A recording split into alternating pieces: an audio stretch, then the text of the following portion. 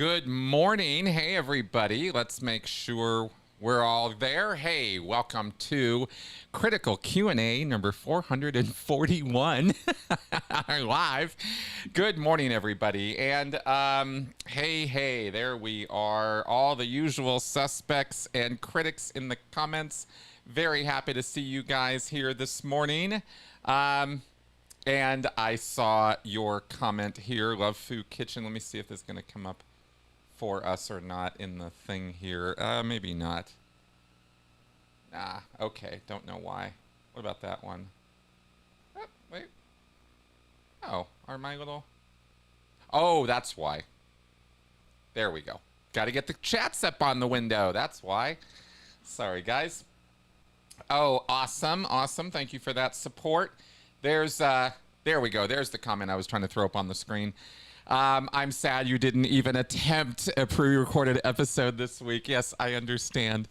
I think, you know, in response to the feedback that I'm getting from you guys, and purely in response to that, so if you have any other feedback you want to give me in terms of the formatting and what I'm doing with my Q&A shows every weekend, I'm all ears. I am here to do, you know, put my content out here for you so you like it and want to watch it and get something out of it. So, and I, you know, I can only stretch myself so far, but I do want to do what is wanted. So if y'all, you know, so I'm switching kind of this thing over to more of a live every week because that seems to be what is the most, you know, most popular feedback. And then I've got some pre-set questions from the queue, and I've got those ready for this week as well that we will also be jumping to as we go through your live questions. Speaking of, let's go ahead and get the Q&A part up here. Let me see if I can. All right. Always got to mess around with this a little bit. Now, what is this? Live chat, top chat. Yeah. Live chat. That's what I want. Where's... Oh, there it is. There it is. Start a Q&A. All right, good. Please put your questions under this comment so I can see them. And we will start the Q&A. So...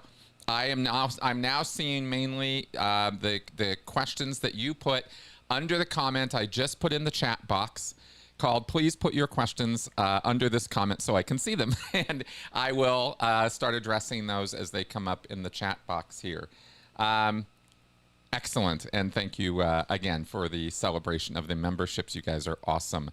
Okay, good. Yeah, here we go. Questions start coming in. Xion got one up there already. I wanted to do two things. Thing number one I wanted to do is I wanted to go back to here. Where's my little... Let me see if I can... There we go. There, let's take that off of there for a second. Okay, good. Yeah, it's been weird weather lately, hasn't it? Been very strange. Yeah, love the live format, hybrid. Yeah, good. Okay, good. Yeah, that's exactly what we're going to be doing this week. Okay, let me get myself together here. So first thing is I wanted to put a plug in for the Critical Conversation show. You know, every Friday night, I gotta tell everybody about a couple things. Make sure y'all know about what I put out here on my channel and on my other channel. So every week we do a Friday live show, and then we do a Saturday podcast, and then we do this show on Sundays. So you got 3 shows every week, and then Mondays we usually do, with Tony Ortega, we do a After Scientology Straight Up and Vertical. So 4 shows regular, Friday, Saturday, Sunday, Monday, on a routine, you know, basis on this channel. And each show gets, you know, varying degrees of watching, and yet I love every one of them and want to make sure you guys know about them. and check them out because we cover some really important stuff on our Friday shows. And I don't know what it is that, maybe a call-in show isn't the thing. Maybe I should just cut out the call-in part of that. But I was really hoping, we've been doing it for almost 2 years, and I was really hoping I'd get a lot more, call engagement during that show, to be honest. And it hasn't really happened, and that's fine. Maybe it's just not the format that's wanted, although people seem to like to tune in to talk or hear about the subject matter that we're going over. And we cover a lot of cult stuff. And I think important stuff there. And I really, this show last Friday was really personal to me. And boy, on all that cult recovery stuff. So I just wanted to put that out there, to encourage you all to check those out. And then the podcast this week was an interview with Cass Folletti, Theta Novus, that I thought went great. And we got a real nice, very recent look at Scientology recruitment and the shenanigans those folks get up to. It's really Keystone Cops with Scientology these days. I mean, they're just so stepping all over themselves. It's really quite pathetic watching how Scientology operates. Okay, so let's now we got our critics on board here, and I've got my soda ready to rock. Let's go ahead and start getting to your questions. And please do throw more. I've only got one in the queue here so far. So let's take this one up. Xion, what's your favorite sci-fi movie? Battlefield Earth excluded.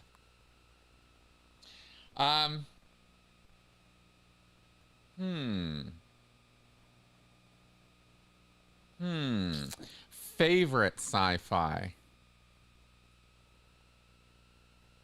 Boy, I'm probably going to forget something, but I mean, what comes to, oh boy, so many movies come to mind of a sci-fi genre. I mean, obviously, Star Wars. Star Trek II, Wrath of Khan. Alien is more of a horror movie. Sci-fi movie. See, what I wish I could say in response to this is The Expanse, which is a limited series or a series on. Was it on Prime now? It was on FX originally, or I don't know where you can find The Expanse now, actually. But it's an amazing sci-fi show. But it's not a movie, so because that's my top sci-fi property ever, right? It's so good, so it's just a great set of stories and characters and stuff. Yeah. But there have been some really interesting social commentary sci-fi movies too that are, God, my mind is just all over the place this morning. So I guess, because I think about older things like Silent Running and stuff, like there's some really interesting sci-fi movies back in history too, as well as current stuff is like so. I mean, Zack Snyder's Rebel Moon is not exactly great sci-fi. Yeah, I think I'm gonna fall back just because it's the answer that came to mind first before anything else, before I started thinking about it. Star Wars. So yeah, there's my answer. Star Wars. And definitely not Battlefield Earth. Okay. Yeah, and Blade Runner. Yeah. Ooh. That is that's a good one. Yeah, Blade Runner is quite good. Gattaca. Yep, that's right. Okay, now again, that's the only question I've gotten so far in the queue. Now let's go ahead and switch over to here we go. Let's switch over there and pull up our first preset question. So here we go. Andrew J. And this is WISE related. This is actually a 2-for-1. I got two people asking similar stuff, and so I put them together here. So Andrew J., a successful client of mine, said they'd help me with my business if I complete a few business courses in the church. Reluctantly, I obliged, and surprisingly, they've been pretty helpful, and general principles of business are taught. The problem is, they're constantly pushing more on me, such as the video on sauna and niacin purification, and to do more courses. The sales tactics are quite pushy. Are they going to be contacting me for life? What would you advise to do from here? Thanks. And Robert Tobias asks, I have viewed a great deal of content that has referenced Hubbard business technology through Wise Sterling Management, mostly marketed to chiropractors, dentists, etc. But no one says exactly what is taught during these expensive practice boosting seminars. Perhaps you can elaborate. Yes, perhaps I can. So let's go ahead and cover what is the now make sure, guys, I see some people putting comments in the regular comment section stream here. Make sure you get them under the question I put up on the live Q&A. We have a live Q&A going right now where I'm not necessarily paying attention to the regular comment section chat box. You got to put them under that comment I posted so that I can see them in my Q&A chat box. Okay, so the model of admin know-how. The model of administrative know-how, or admin. Admin in Scientology is a shortening for administration, administrative, anything having to do with that, having to do with the flows, lines, and organization and running and management of a company or organization, right? Administration. The model of admin know-how is a program of Scientology principles that have been put together in a sequence in order to teach anybody, any business, anywhere, whether it's one-man business or 1,000-man business or 100,000-man business.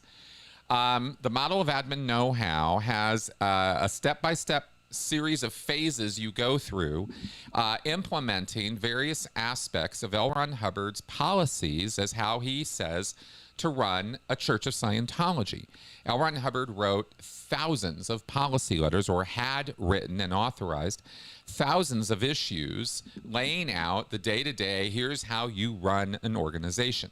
Whether it is the basic, every policies that apply to all staff members just because they work in the organization, or specific policies for specific areas of the organization and different functions and parts of it.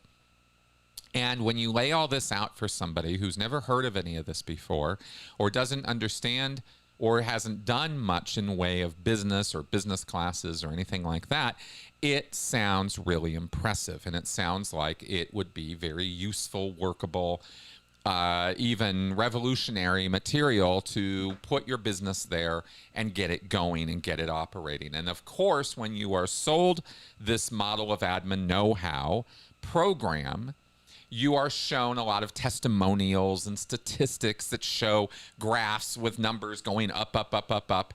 And they're not necessarily all false statistics, but they are definitely exaggerated. And a lot of them are kind of false, right? Because they'll show you the good, but they won't necessarily show you the bad, stuff like that. So the program, the phases of the program are basically, there's 6 of them. So I thought it might be interesting to walk through them. Just check in here. There we go. Now we got people putting them in the right place. Excellent, guys. Thank you for finding that. Okay. Just here we go. Organizing board. The very first thing. I think these are in sequence. I think I'm following them in sequence of how this gets put in, how these are implemented in any business. And so here you are, a doctor, a chiropractor, a dog owner, a vet, veterinarian, any business, anything, a postcard mailing company like in Florida, there's one. Any organization can have these principles applied to them. So the first thing is an organizing board. And if you're familiar with Scientology, then you know that it has a very special layout of how it organizes its organizations. It's a 7-division system with the first major division being Division 7 at the far left of the organizing board, the executive division, and the executive division sort of runs the rest of it.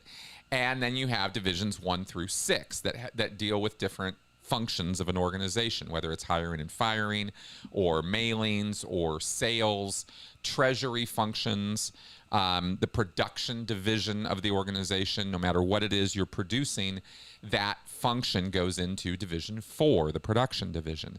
Quality control and staff training falls under Division 5, and any sort of public outreach, new sales, new customers, anything that's bringing that kind of thing in is Division 6. So you lay out your company, you reorganize your business, or you organize it in the first place against this 7-division pattern. And that's the first phase of the Model of Admin Know-How program, right? So you get your things organized. And it, again, looks and sounds like a system that makes sense.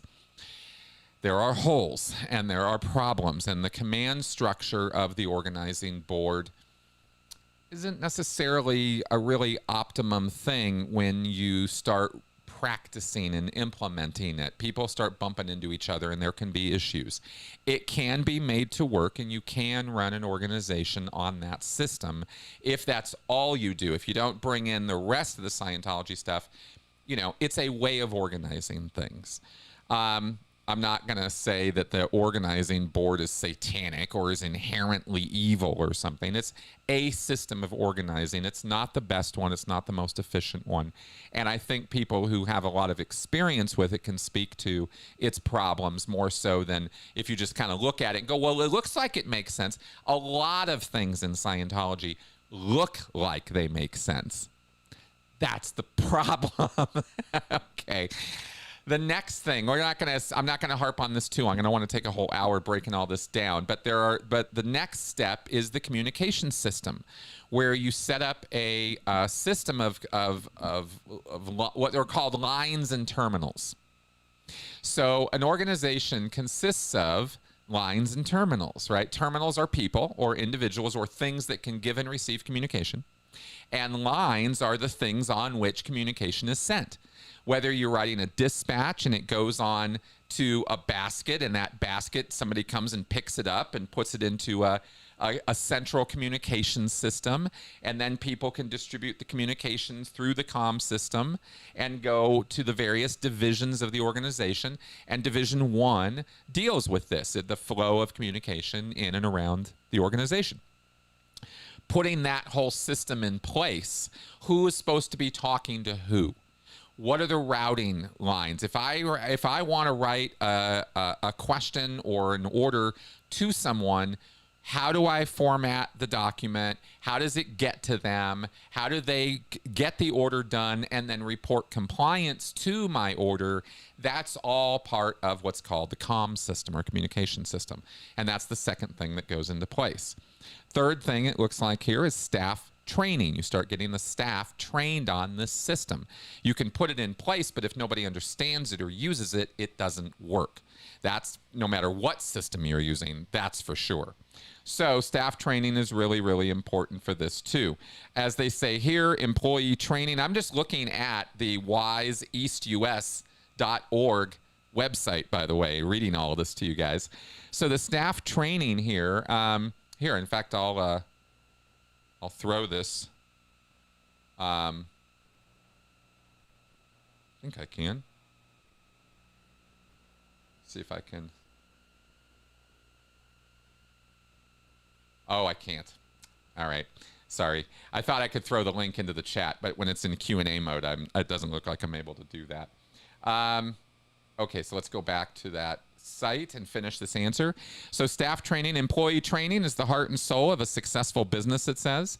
Having a trained team is a major asset and a fail-proof formula for success. As a company or corporate member, you can train your staff on a great number of Hubbard College courses and workshops, as well as the new Effective Management Associations courses. Okay, online courses they have now, right? So WISE is certainly pimping themselves out for a modern world. Okay, the last three things, let's go through these quicker, is management by statistics. This is the step Phase 4, it looks like, is the step where you're going to start putting in statistics and graphs. And this is the point where things start going really off the rails, because the way Scientology organizes itself is one thing, but how it runs itself is another. And this is where the abusive nonsense really starts coming in hard. There can be organizational issues or problems or confusions with those other phases or those other steps, but this is where organizations are taught to become authoritarian madhouses. Is from the statistics stuff, because you go onto a weekly statistics system.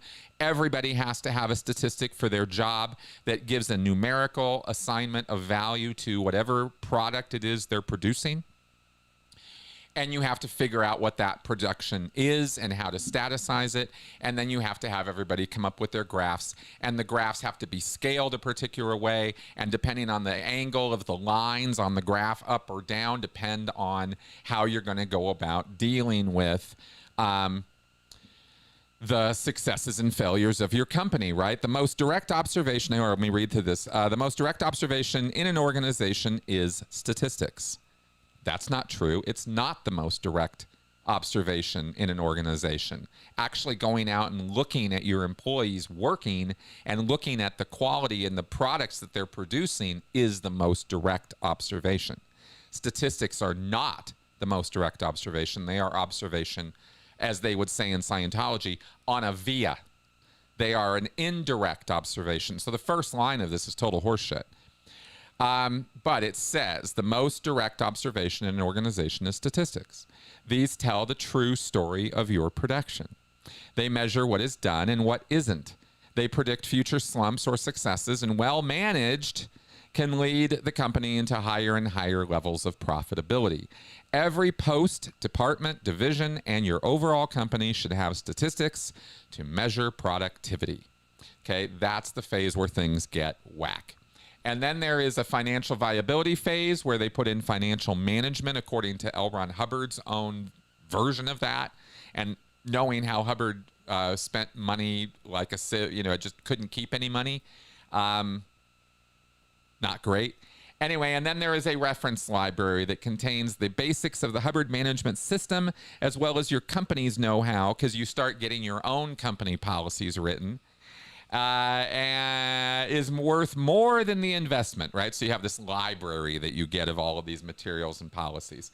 So very long-winded answer there, but that is the answer to the question. And so then Andrew further asked, now that I kind of broke down what is it that people are buying or participating in when they do the WISE program, basically everything I just said.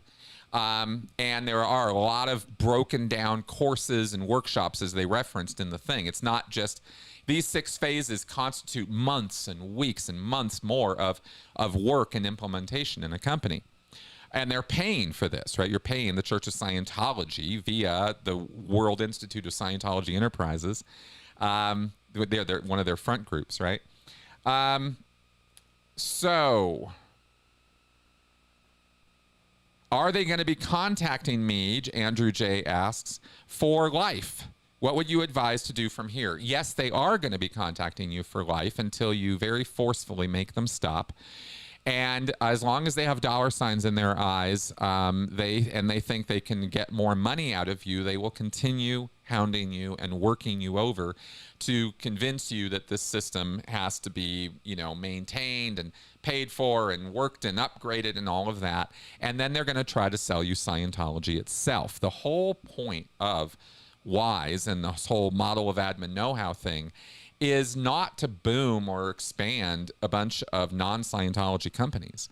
It's to convince a bunch of people who are not yet Scientologists that L. Ron Hubbard is a genius, and you got to come on over here and do the Scientology Bridge to Total Freedom. That's the only reason that WISE and any of that management stuff is happening. And of course, for its own profit incentive. So it's really just a big money-making scheme. And as soon as you're not giving them any more money, they're not gonna be super interested in you for much longer, because it's all about the Benjamins, right? At the end of the day. So I would very much advise that you get away from that, because they're just going to continue pushing in a direction where They're going to demand that you and your employees start breaking the law by pushing Scientology religious dogma on your employees in a business setting. Not just the system I just described, because it's kind of been secularized for that. I'm talking about actual Scientology. Go down and do a comm course. Go down and do the learning how to learn course. Do these Scientology classes. This is the next phase, you could say, of this whole operation, is to get you into Scientology. And the sort of gray area between the wise management and Scientology is this area where you and your employees are being directed to do Scientology, and that's religion in the workplace. And that's been the subject of many, many lawsuits. You can Google this. It's been over and over again.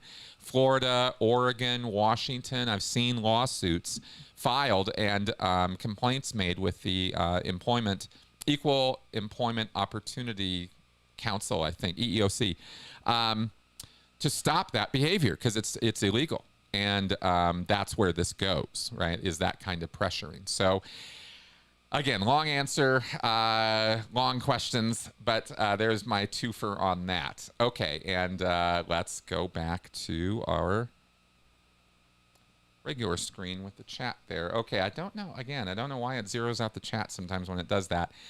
But let's carry on. Matt B. Hey, Matt.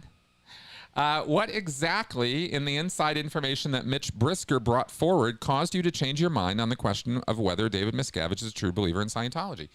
I'm trying to remember. Mitch and I talked.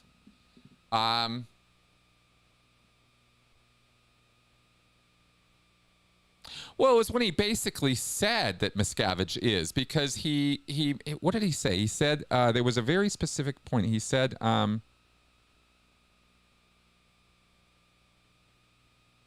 oh yeah, he communicated to me that Miscavige was sincere in believing that these programs he was pushing, the Golden Age programs, from Golden Age of Tech, Golden Age of Admin, Golden Age of Knowledge, that he was sincere in thinking and believing that these programs were actually supposed to expand Scientology. And all the work that was done on the ideal orgs with the space planning, the fact that the Division 6s were supposed to be a third of the square footage of the orgs, and that this was a major, major change in emphasis, and that this was all done in an honest effort by Miscavige to try to solve the public inflow problem. As Mitch saw it, Miscavige was sincere in these efforts. And remember, Mitch was somebody who worked with and for Miscavige for decades. So, you know, this is not something that is easy to... It's not easy for Miscavige to fool people. It's not easy for any human being to fool people for that length of time if there isn't some truth to that kind of sincerity.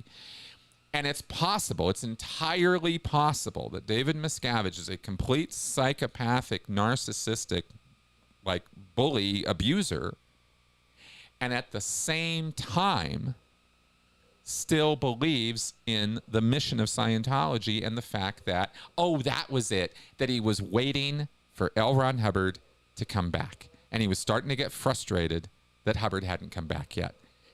That was the key thing at the bottom of it that I went, wait a minute, what? What? And he said, yeah. He said, absolutely, that is true. Benson's growling at me here. Hi. You're going to have to wait because I'm live right now, okay?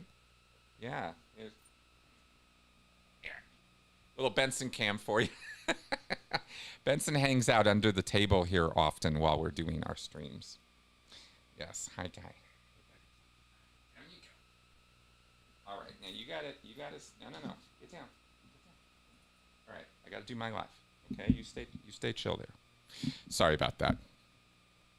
Okay, so that was the point, was when he said that he was waiting for L. Ron Hubbard to come back. I went, what? I couldn't believe it. That was the clincher, right? Because that's that's a weird thing, and it's the kind of thing that that a real Scientologist, like a hardcore believer, would know about and would actually say and would think that Hubbard's coming back. And I was like, oh my God, he really believes that, or at least he has been believing that all this time. And anyway, that cracked me up a lot. That actually made me laugh a lot. But it also put into perspective that it's very possible, if this is true, that Miscavige is getting frustrated about Hubbard not coming back, and all these programs are supposed to be working, and he's constantly gnashing his teeth over the fact that they're not working and people are not getting the work done that he is so brilliantly putting there for them.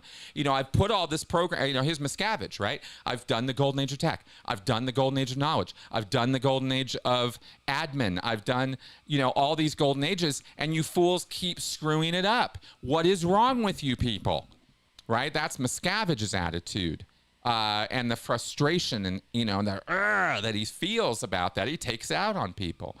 But there seems to be this sincere idea on his part that he actually is supposed to be and is working very hard to expand Scientology. So that's what kind of got me when he said that. So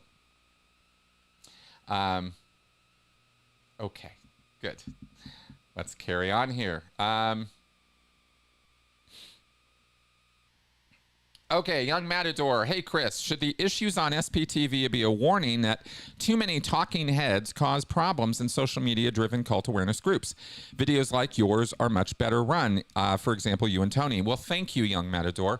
No, I don't think it's too many I don't think it's too many cooks in the kitchen or too many people. I don't think that's the nature of the problem. Although, obviously, the more people who are involved in a thing, the more complications there can be, because there's more input and output and chance for conflict. That's absolutely true.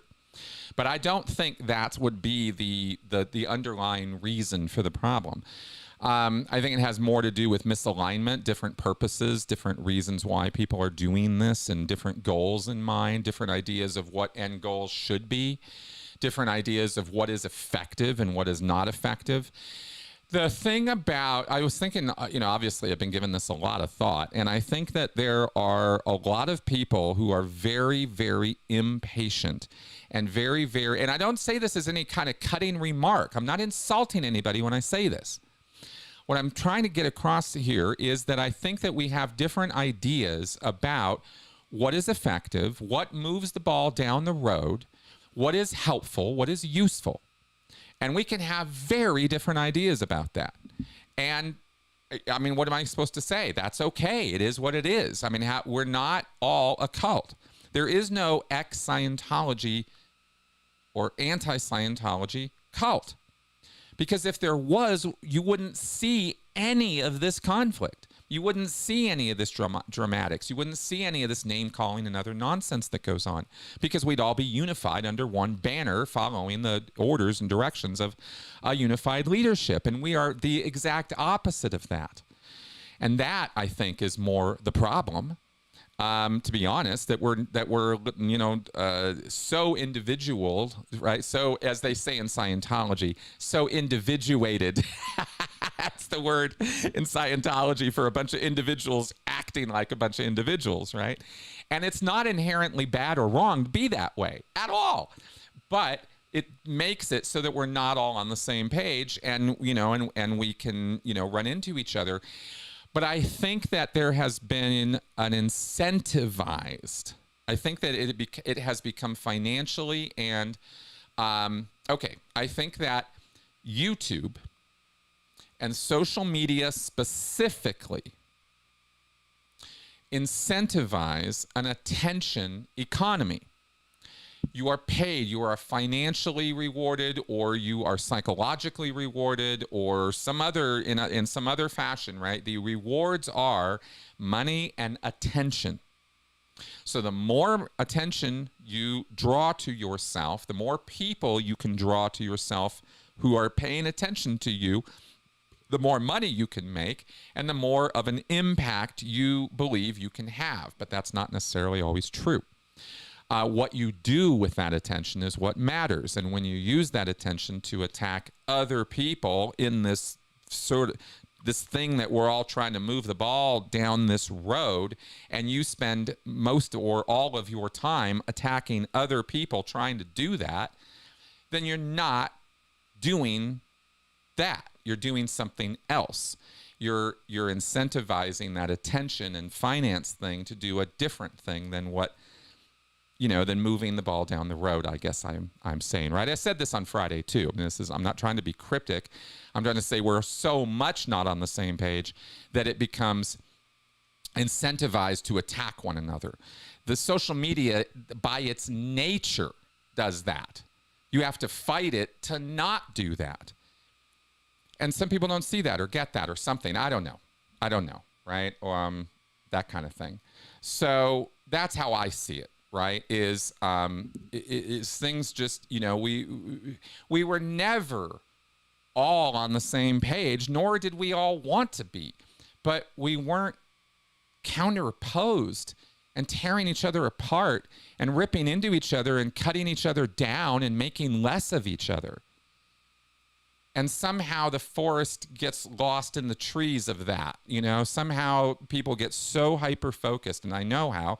I've been talking about it for years, right? You get so hyper-focused on, the righteousness of some petty squabble that becomes, your life mission, and it's ridiculous. Most of the most effective, and the YouTube thing, let me say one more thing about this that I think is an important point to make. What you see and experience on YouTube isn't all that's going on in fighting Scientology. Videos and protests and talking and educating is not all that's going on. There's so much that goes on off camera. Consulting, therapy, interventions, legal work, policy work, academic work, stuff you guys never hear much about or don't pay much attention to or don't even want to know very much about, right? Because it's kind of boring. And YouTube is a medium that demands excitement, and it has to be like amazing, and it has to be short attention span theater, or it's just not worth anything to people. It doesn't lend itself to the actual work that really brings down cults. YouTube videos don't bring down cults. Real work in the real world does. This is just a reflection of that and an effort to bolster that and make that more useful, more meaningful, more effective. And it's a way of raising awareness with people. That's the main thing that this is good for. But you can raise awareness, or you can use it to create conflict. And conflict is easy. It's the easiest thing to do, to create. It takes nothing to do it, right? At all. It's easy. It's a lot harder to create work that is got long-term meaningful impact, I think. Personally, I think that. No matter what subject, no matter what you're talking about, right? It doesn't even matter. Okay. I don't know. Some thoughts on that. All right, let's carry on here. Anthony Spurgeon, is there a conspiracy theory you buy? You bet there is. There's a lot of conspiracy theories I buy. I just don't buy oh, there it is. Okay. Sorry. Getting my things in order here. There have been lots of conspiracies in the world that I have made known, talked about, that kind of thing, that I guess. But I think if you say, I think the flavor of your question really, Anthony, is there like these off the rail global conspiracies, these connect the dots that don't connect kind of conspiracy theories that I believe in. And the answer, I guess, right now is no, I don't, right? I know that there have been very real, very effective, and very damaging conspiracies in our past. The Tuskegee medical thing, right? That was a horrid conspiracy theory that actually turned out to be true. Perhaps the one that I think is the most damning, is the most like in your face, is Operation Paperclip. I did a whole podcast about it, right? Where Nazi scientists were distributed amongst the world, especially here in the U.S., and they were basically responsible for our space program and NASA and satellites and cell phones and every piece of technology that we utilize. Basically, we owe to Nazi scientists, and not a joke, not hyperbole, not even exaggeration. It's true, right? Nazi scientists did that, and that's a real thing. And I think that's one of the most difficult moral issues to grapple with in history, is that fact. You know, that's one that messes with me. But again, not really, strictly speaking, conspiracy theory. It's more conspiracy fact. So yeah, I don't know. That's what comes to mind for me on that I'd like to mention. Laura Waldy, of the cults you are studying, which one is the closest to Scientology? Good question. Oh, that's a good one. Because they're all so similar, right? Once you kind of get this idea of the framework or the sort of like checklist of what a cult is made of. But I'll tell you an insidious one, and it's probably just because I got so much exposure to it in a very short period of time, very recently, because I've mentioned it a few times already. But this radical honesty group really, really hit me between the eyes as a very Scientology-like effort. It's a pseudo-therapeutic cult based around the concept of being radically honest, right? You're always telling the truth and often in an offensive way. For effect. And so, you know, and there's a whole social hierarchy to it, and there's a lot of predation and weird stuff that goes on in that group as a result of this emboldening of your very worst self. The whole point of radical honesty is to sort of bring out your inner narcissist and incentivize that, right? Make that a validated personality for you.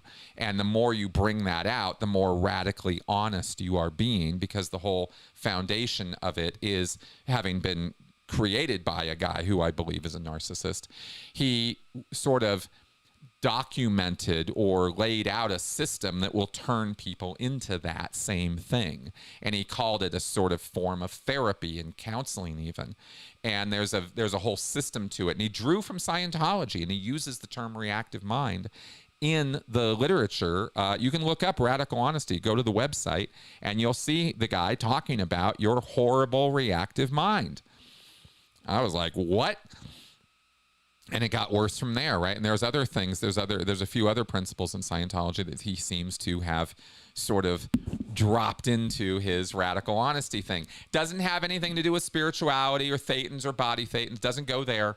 It's a very, you know, practical minded sort of thing in the here and now. It's not a spiritual belief set, but it's very Scientology-like in the way that it's sort of very insidiously worms its way into your thinking. The writing, this guy, Brad, can't remember his last name, but the guy who came up with this stuff, you know, he has this way of writing that is very Hubbardarian.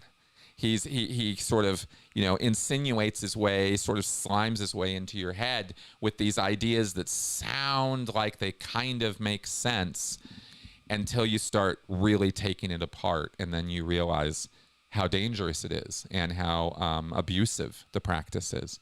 So that's what comes to mind for me, just because it was, you know, like I said, in my face fairly recently. Laura, great question.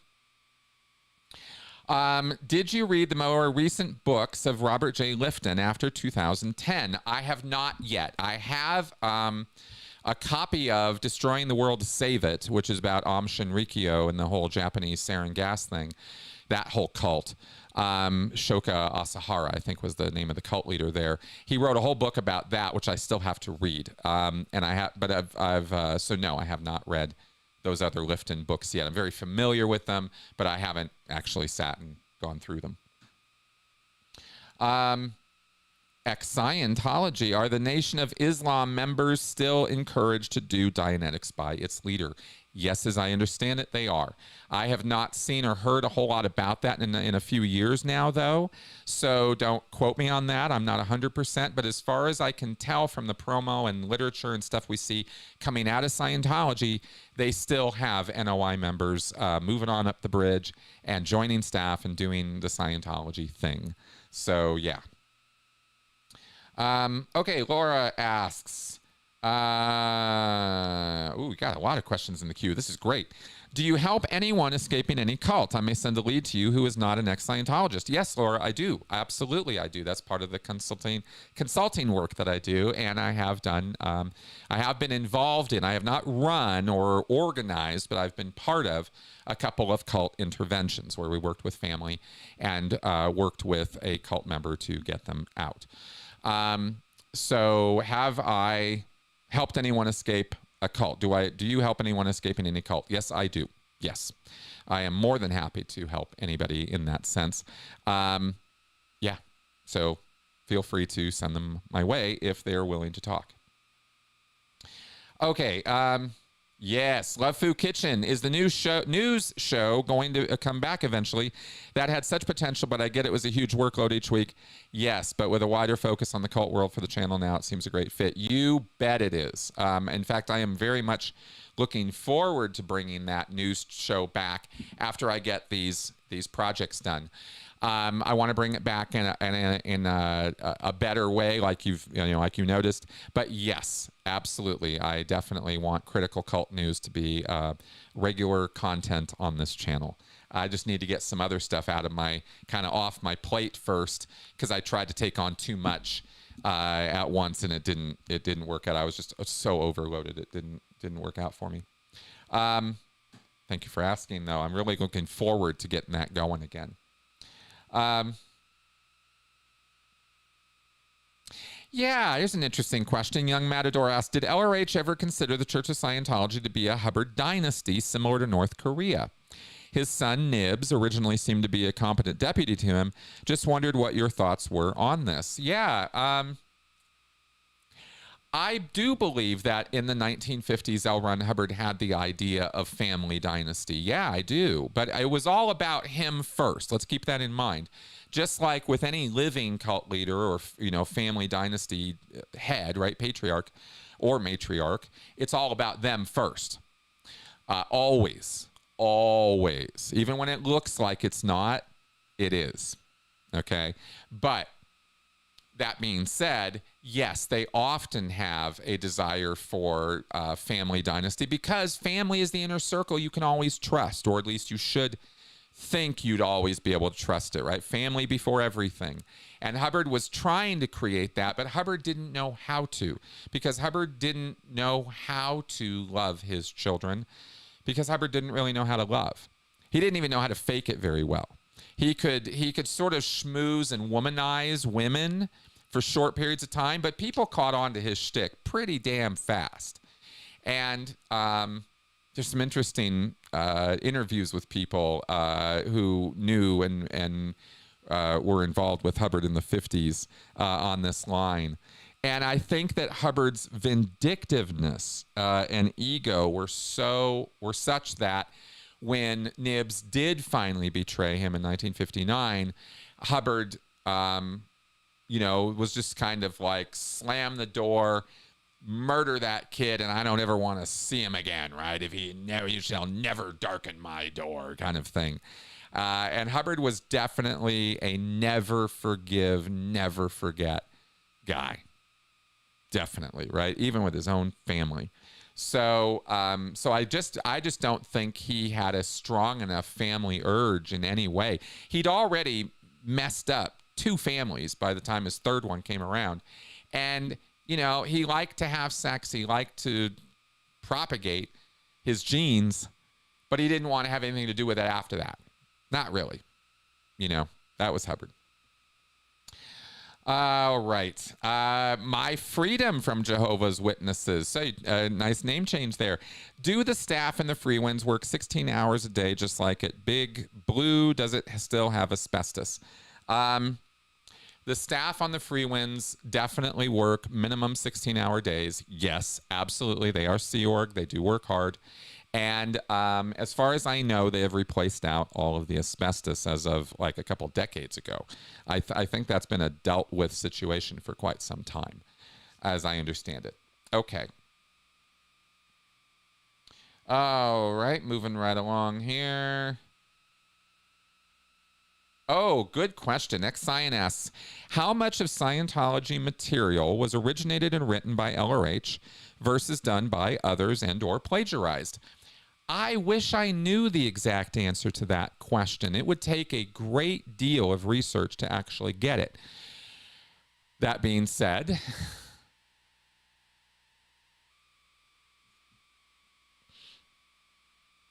judging from what I remember of the 1970s, I don't know how much history you guys want to hear about this. I'm gonna try to go real fast. There used to be different kinds of issues in Scientology that acknowledged the fact that other people wrote Scientology materials and policies. They were called board technical bulletins and board policy letters, as in a policy letter or a bulletin written by the board of directors of the Church of Scientology. So it was a board policy letter. It wasn't a Hubbard policy letter, right? It was a BTB or a BPL, not an HCOPL or an HCOB. If it came from HCO, it was from Hubbard. If it came from the board, it wasn't Hubbard, and it was signed not by Hubbard. It was signed by whoever it was who wrote it. And there were a lot of issues in the 1970s that were put out under Scientology's masthead, which were official issues of Scientology, but not Hubbard's. There were hundreds of them, maybe thousands. That's what I don't know, is exactly how many there were. There were a lot. There were binders of them. In the 1980s, almost all of those were converted over to HCO bulletins and policy letters at Miscavige's order. They just wiped out those other people's names and put L. Ron Hubbard's name on it. That was it. So how much of Scientology is that? 5, 10%, 20%? Hard to say.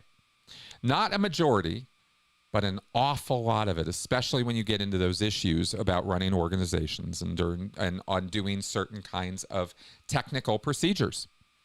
Even those written by others, but eventually all put under L. Ron Hubbard's name. So that's sort of the history of that, right? So it's a lot. But what the whole problem is, nobody really knows exactly how much.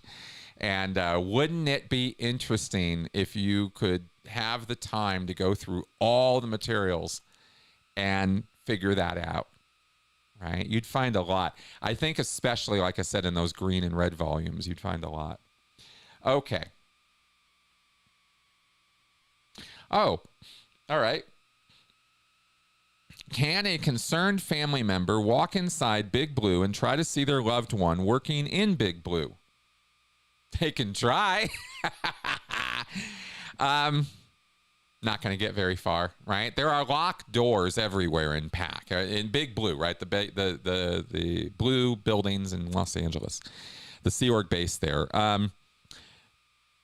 You can walk into ASHO, LA Org, the cafe, or the Advanced Org of Los Angeles, or you could walk around the back over into the CLO, the management organization there.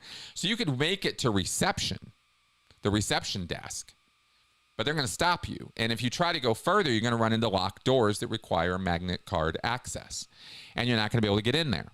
So you're not going to have access to your family or friends unless they are walking around outside. You're just not going to get into the buildings. And if you do manage to sneak into the building, security is going to come running after you. They've got cameras covering all the common areas, all the areas where staff move around from place to place. And so they're going to see you right away. And if security is at all on the ball, they're going to kick you out of there before you get wandering around too far, right? And they're not going to necessarily be kind about it either. So, especially if you get into the locked areas. So that's what's going to happen there. All right, let's see what else we got here. Let's go. Let's switch back over to one of the pre-questions because I don't want to forget those or not get to them. So we go back here and let's pop up the second one. There it is. Okay, Robert Tobias. Just because a former high-level executive Sea Org member has left the Church of Scientology and now publicly decries the practices of Scientology, does that automatically absolve them of their terrible behavior while they were still a member? Do they deserve a free pass because they were under the influence of a destructive cult? Tough question, isn't it? Because the easy answer is absolutely, until you start examining what it was that people get up to when they're in a cult, right? And some of the shit they get up to is pretty nasty. So that gives you pause. You go, wait a minute, hang on a second. At which point the question becomes one of context, right? It becomes individual for each person. What have they done? Pretty much the tit for tat question on a person's mind should be, when dealing with ex-cult members who have been abusive in their past, is there remorse? Is there honest reflection of their behavior and change as a result of that in the real world, in the here and now? And does that change include going above and beyond or doing something obvious and, right there that anybody can see to counteract or make up for what was done in the past? Because no matter how much you or me or thee wish that you can go back and change the past, you can't. There's nothing you can do to change the asshole shit you did when you were in the cult. I can't change what I did. Mike Rinder can't change what he did. Leah can't change what she did. None of us can. So what do we do moving forward? That's what defines who we are and shows what our character is. And if you take actions after leaving a cult to fight that cult, push back against that cult, try to temper those abuses, try to deal with those abuses, try to take responsibility for what it was that you engaged in, what more could somebody possibly ask of you? In honesty, in a real, transparently honest way, there isn't anything more than anybody can ask of you.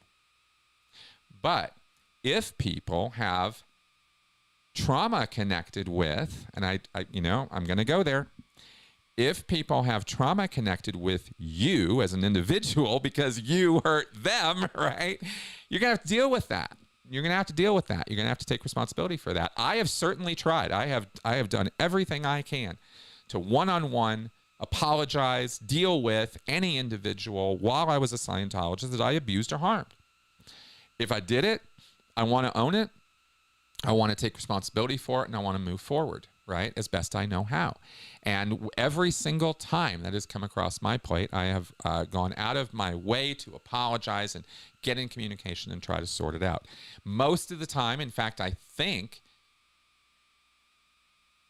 of all the people who have ever contacted me, we sorted it out.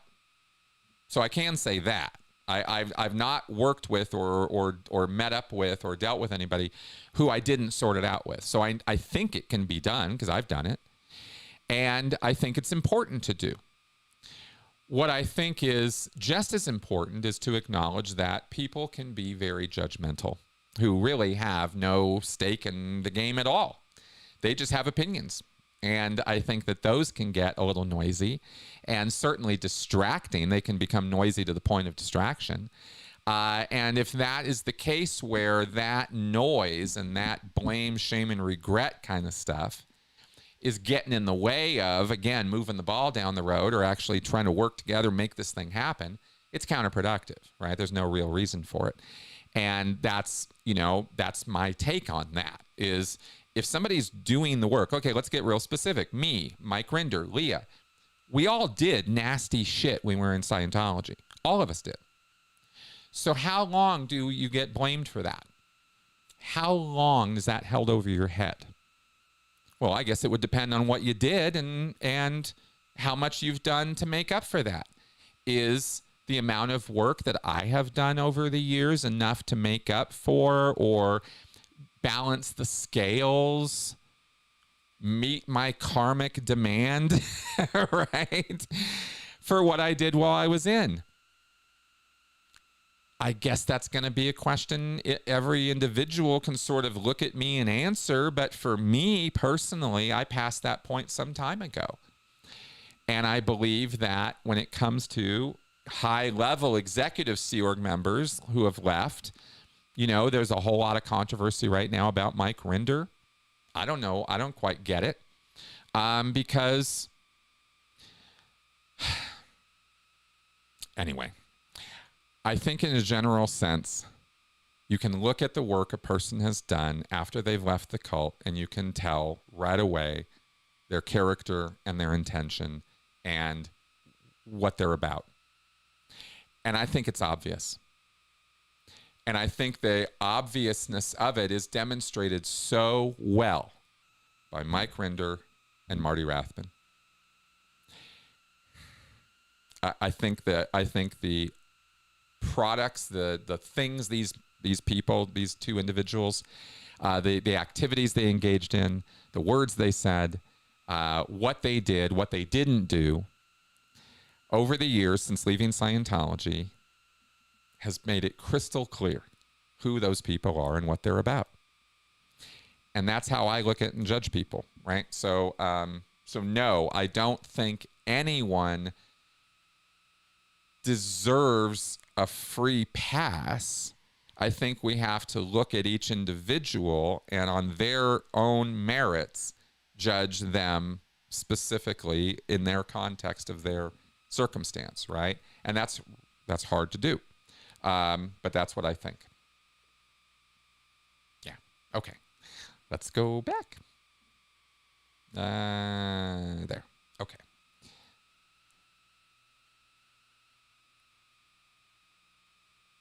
Huh. That's an interesting question. My freedom for Jehovah's Witnesses. Since Kirstie Alley was OT8 and went to the Freewinds, do you think that she got her cancer from the asbestos in the ship?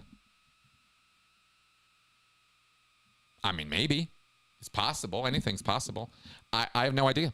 I don't know how to answer that. It's possible.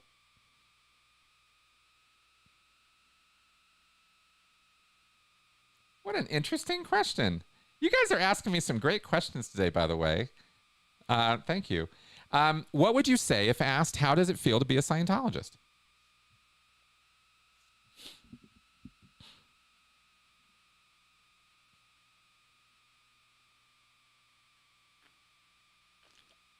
How does it feel to be a Scientologist?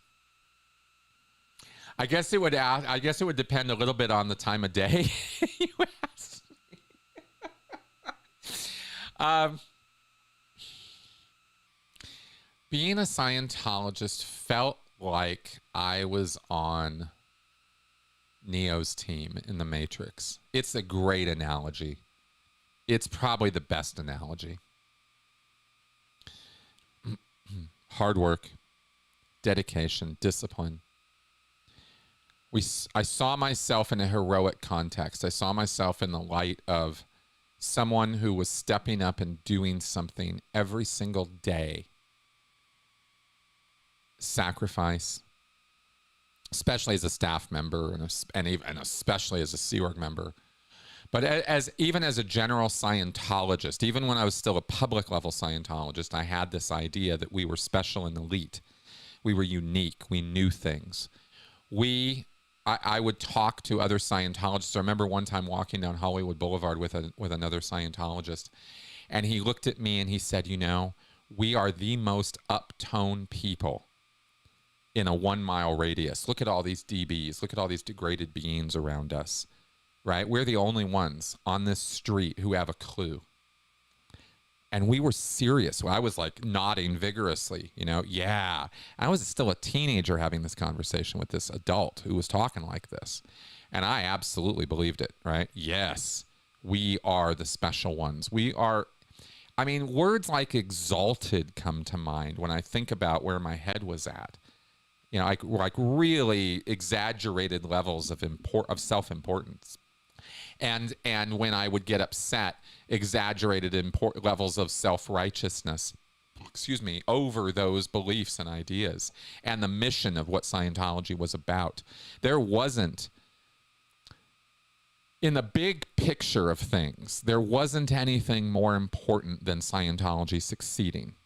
That's for sure, right? That was first and foremost on my mind a lot. And I used to be so upset at how stupid everybody was that they couldn't see that.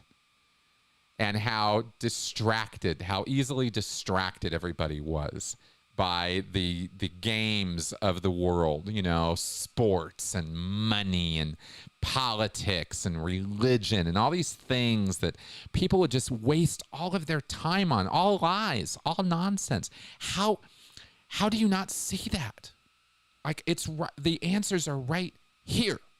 Just all you got to do, you know? I get so frustrated with people because it felt so easy.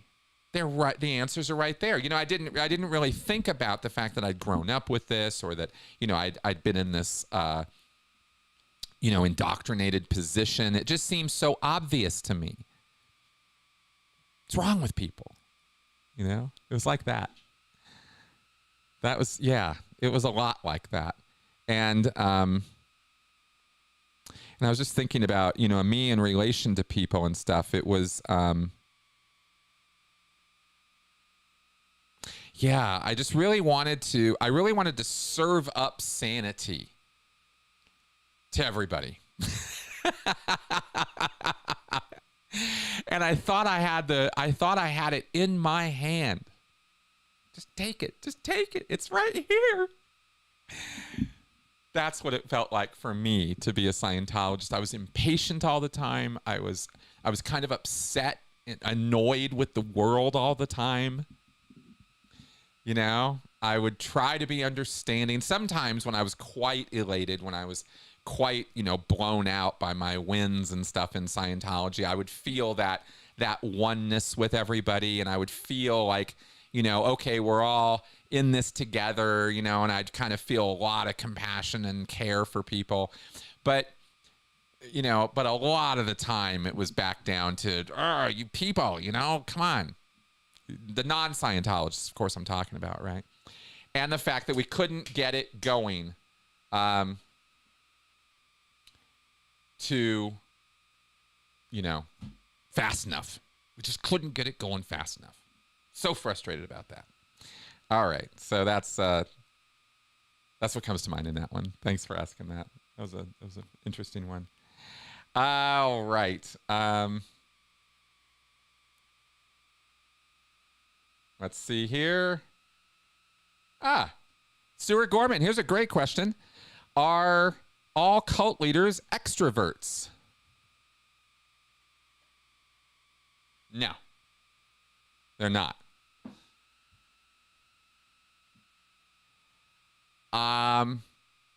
But they can put on a show. Yeah. Because it's interesting. They can act like extroverts.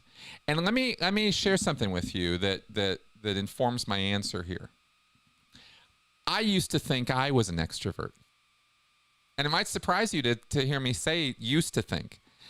Because I think y'all get that I'm a kind of a, you know, out there talkative, you know, kind of person. But it's not necessarily my preference anymore to be that way, whereas I used to think it was when I first got out of Scientology, and for quite a while. Afterwards, I labeled myself an extrovert, thought of myself as an extrovert, thought that was where I was coming from. And like ADHD, it was sort of this slowly dawning realization over a long time. Wait a minute. Maybe, you know, I've been calling myself an extrovert all this time, but why is it that I just want to stay home and not go interact with people and not be social and what? But I'm supposed to be an extrovert, but I don't want to do extroverted things. It took a while for that to kind of start clicking in and realize that all that extroverted activity that I was, you know, so hype about was kind of the Scientology version of me that had been sort of enforced on me. And I don't mean that in like, you know, I was so abused I had to be an extrovert. I just mean I had done this whole internal sort of shift. And the more me I became again, the more like I went back to, you know, who I've really been this whole time, and dropped all the cult pretenses and demands and personality, you know, stuff that it would put there. The more that stuff went away, the less extroverted I felt. But I didn't then feel like an introvert where I'm like, you know, pathologically so. I just felt more, oh no, this is kind of more my natural sort of thing, is be a little bit more, I don't know, you know, kind of, as opposed to the bright, out there, in your face extrovert. So that's where I'm coming from in talking about that. I'm not going deep on the psychology, but I'm sort of, you know, that's kind of my own experience with it.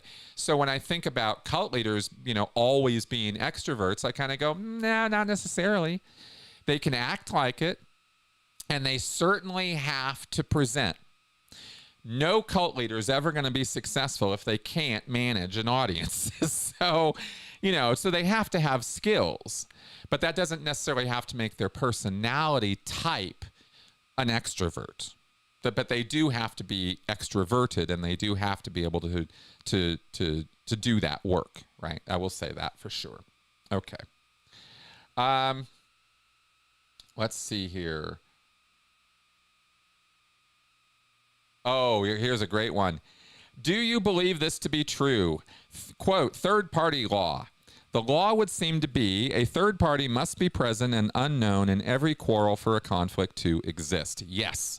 Thank you for bringing this up, because this is one of those Scientology absolute data that is not absolute at all. It's a wonderful example of how Hubbard will take a principle and say it applies uniformly across the boards, every conflict, any unresolving conflict. And that's sort of in the policy as well, is if the conflict is not resolving through normal means, or, you know, it just doesn't really seem to be able to be resolved, there must be this third party hidden influencer. And yes, absolutely, there often is. But there's not always, not by any stretch of the imagination. Two people can keep a conflict going out of sheer orneriness, you know, out of bias, out of cognitive decline, out of paranoia, out of other mental phenomena. Lots of reasons people can stay in conflict that has nothing to do with a third party. But that doesn't negate the very real fact that hidden influencers, agent provocateurs and saboteurs, if you will, organizationally, you know, can get into the mix and can make things bad, and often do. People love doing that, right? Stirring up trouble, stirring that pot, rumor mongering, that kind of thing. So it's a principle that has utility, but to think that's the only reason the conflict will continue unresolved between two people, that's just not true at all. And that's where the third party law falls down in Scientology. Oh, right. Let's see what else we got here. Oh, so many questions coming in. This is great. Yeah, we're just running over, by the way. I'm just going to keep going. I'm going to keep going until I feel like I'm done, if you all want to hang out and stay with me. Okay. Xion, you mentioned in a critical clip, let's pull this up on the screen. You mentioned in a critical clip that there was a policy issue that came out about sex in the Sea Org. Do you know what kind of issue it was and what it was called? I'd like to find a copy.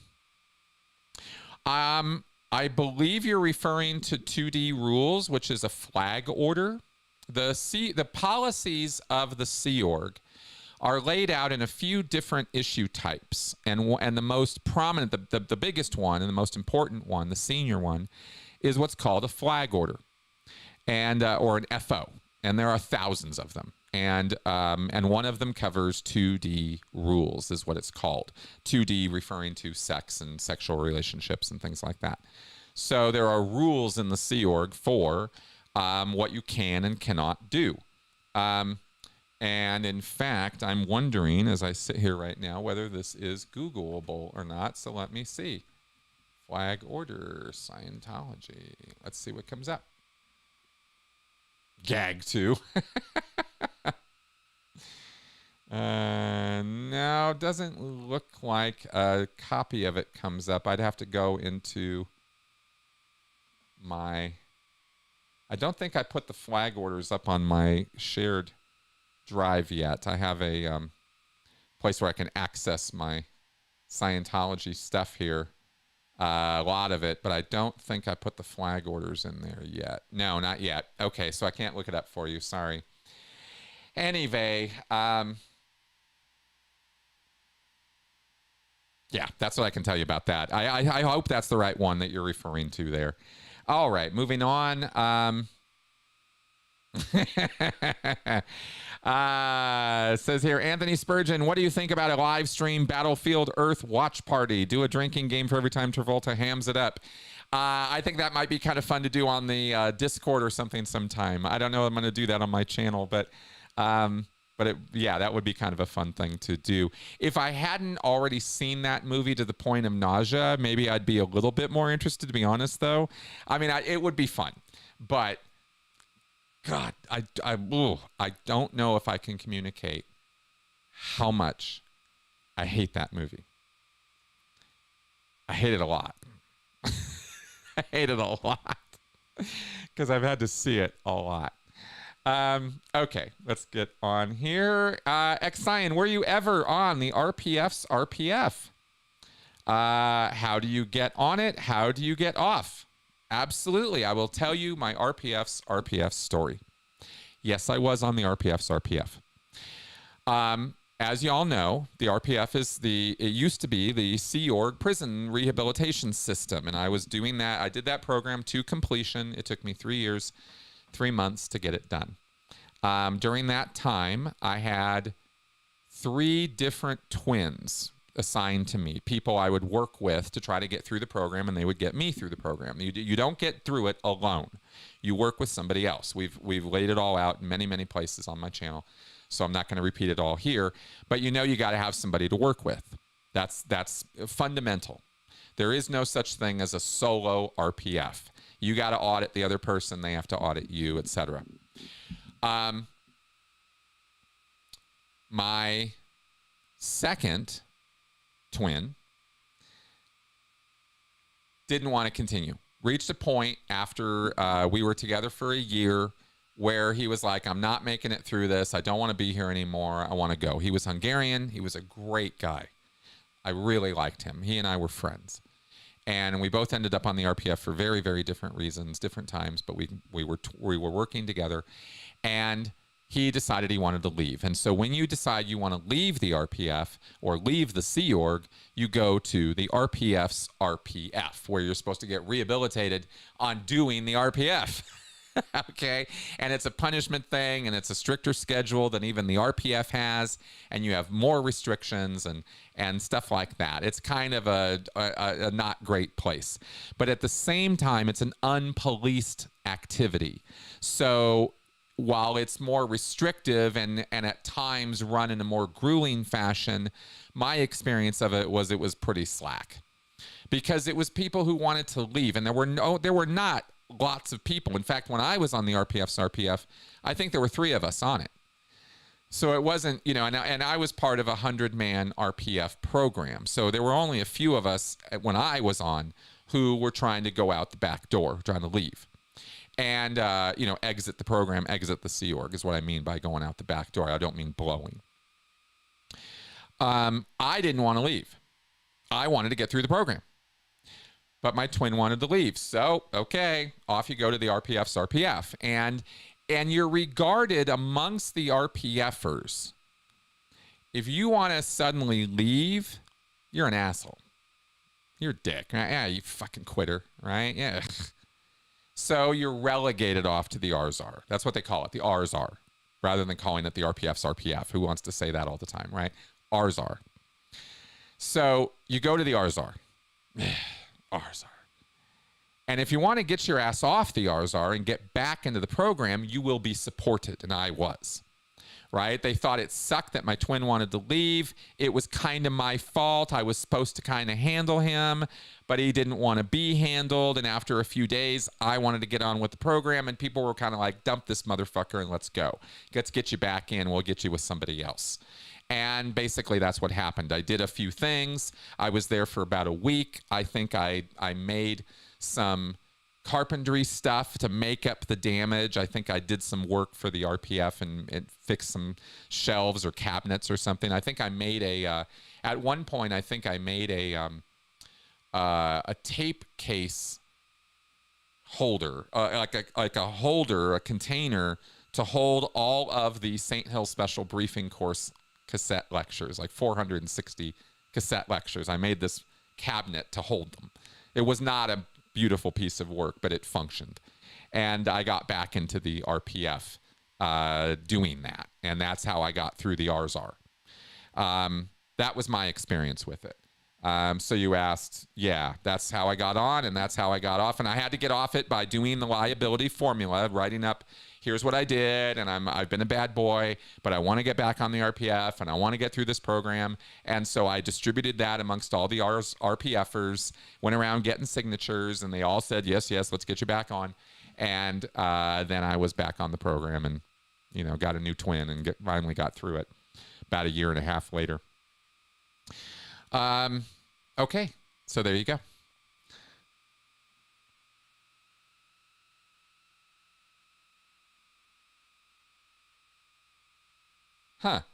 Matt B asks, did you see the apocalyptic cult connection in Batman Begins and in Tenet? The League of Shadows works to destroy civilizations. Sator seeks to destroy his ex-wife and the world because he is dying. Well, I didn't see Tenet. I got such bad reviews, I was kind of like, I don't want to be confused by Christopher Nolan. I enjoy his movies, so I didn't want to go be confused by Tenet. But I certainly saw Batman Begins many, many times, and I'm very well aware of the League of Shadows. Apocalyptic cult. See, that's an interesting take on Batman Begins, because right away, Matt, I sort of disagree with you a little bit, because I don't see the League of Shadows as a group that is apocalyptic. They are destructive, but they see it as destroying the corruption that is inherent in man. And they got to burn down the corruption and root it out. And therefore, they believe they are doing good in the world and that they are a force for good overall. That's what I saw in the League of Shadows, as explained in Batman Begins, is a group that was destroying the world to save it, right? Reference back to Lifton, right? In that book about Aum Shinrikyo. That's the backwardsness of what can happen to basically weaponized empaths, right? You take people who have good nature, who want to do good in the world, and you convince them that the best way to do good is to destroy the world, is to hurt people, kill people, get rid of people who are evil, of course. They're the bad guys, and those bad guys are the reason why evil flourishes. And so if we get rid of them, the world will be good. Simple equation, very, very easy calculus. You go, yeah, absolutely. Let's go wipe those guys out. And by wiping them out, we make a better world. We will be evil to enact the ultimate good. That's extremist cult thinking all the way, right? All the way out there. So that's what I see in that. But I'm sorry, I can't talk about the Tenet one. I didn't see it, don't know anything about it. All right. Let's see here. Let me go back here before I forget. I think we have one more of our preset questions, and I want to make sure we get all of those in. Let me see here. Yes. Okay, Steve Wood had a question. There are countless times where David Miscavige completely and utterly puts down Mike Rinder and Marty Rathbun in horrible ways, telling them and anyone else that will listen that they are all complete and utter idiots. And if he needs a job to go right, he's the only one that can do that. Why did he keep bringing them back and using them to fix Scientology problems? If they are that hopeless and useless, why doesn't he take matters into his own hands if he's the only one that is competent enough to handle these problems? I've often wondered about this and hope that you can shed light on this subject. Okay, sorry, I missed the question mark grammar there. So, a couple things on this one. Thing number one is the competency that a cult leader displays, certainly David Miscavige specifically, and many others in lots of ways, is a false front. It's a fake, right? It's a veneer. The cult leader is usually, and this also speaks to that extroversion question earlier, because they are often a forced extrovert. They force their personality. Because what they're presenting to the world, or what they're presenting to their cult, is not who they really are. L. Ron Hubbard was a magnificent example of this. I think he was bipolar. He was certainly depressive. He would have manic episodes. He would go on binges and benders and drink and drugs himself into stupors. He would go into these crying fits, these depressive episodes. He would basically lose his shit. And he would do that on a routine basis, but he kept it hidden and away from the cult. He was a coward in many, many ways, L. Ron Hubbard was, as is David Miscavige. He's terrified of direct confrontation. His power is assumed. It's a front. It's a suit that he wears. It's not a real reflection of who he really, really, really is. He won't admit that even to himself. L. Ron Hubbard barely could, except when he was in his depressive times and doing his private writings about his, oh, woe is me, and oh, how horrible I am. But even then, always looking for an out, always looking for solutions, even if it was self-hypnosis, like all those affirmations. With Miscavige, there's another thing that happens in addition to the personality problem of the cult leader itself, and how there really are almost uniformly cowardly, very craven people. There's another thing here, which is they can't ever let the buck stop with them as often as possible. And this is an operational thing for running a cult. As often as possible, a cult leader wants scapegoats.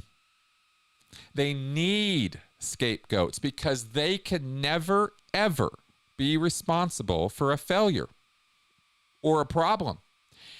If a cult leader is found to be responsible for a major screw up, he's flawed. He could do it again. He's weak. He's got flaws. He's got blind spots, right? Like that's what that says. If he fails or makes mistakes or screws up on something, the whole cult might start having second questions, doubts, right? Uncertainties about, wait a minute, I thought. So the cult leader must always have someone else to be able to put the blame on. And that's why the whole was just used as farmed out. Okay, who's going to be on the firing line today? Mike Rinder, get up on that stage and give a speech. Because David Miscavige sure isn't going to go out there and do that. Not on that particular thing, for example, or whatever, right? Or whatever it is they're going to go off and do. PR issue. Go handle that SP. Go deal with those reporters. Go deal with that journalist, right? Go take down John Sweeney. Go deal with the BBC. Miscavige isn't going to do it because if he screws it up, it's on him.